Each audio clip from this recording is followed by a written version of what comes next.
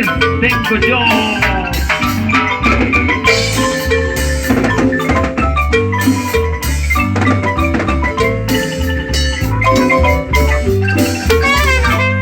Mis amores tengo yo, mis amores amo yo. Son los regalos que me hacen muy feliz, feliz, feliz.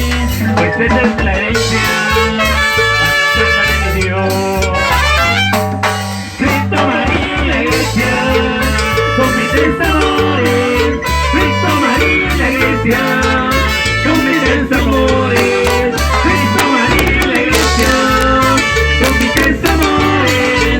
Cristo, María y la iglesia, con mis tres amores. Y claro que sí, Señor, pero son mis mejores amores que tengo yo. ¿Verdad que sí?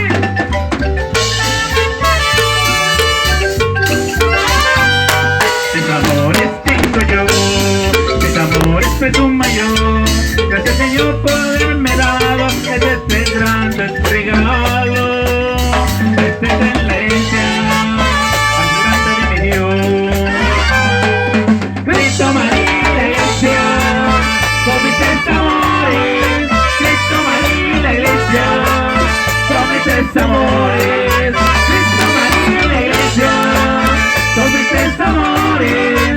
Cristo, María y la iglesia, con mis tres amores.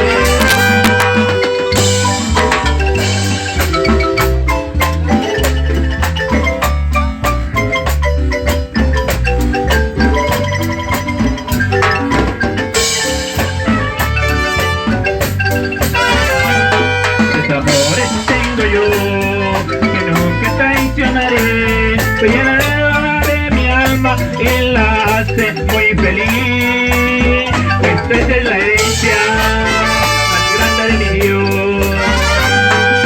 Cristo, María y la iglesia, con mis tres amores. Cristo, María y la iglesia, con mis tres amores. Cristo, María y la iglesia, con mis tres amores. Cristo, María y la iglesia, con mis tres amores.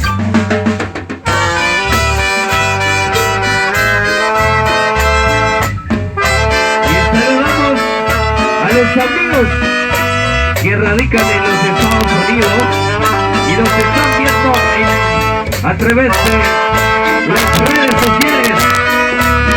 ¡Saludos! Y desde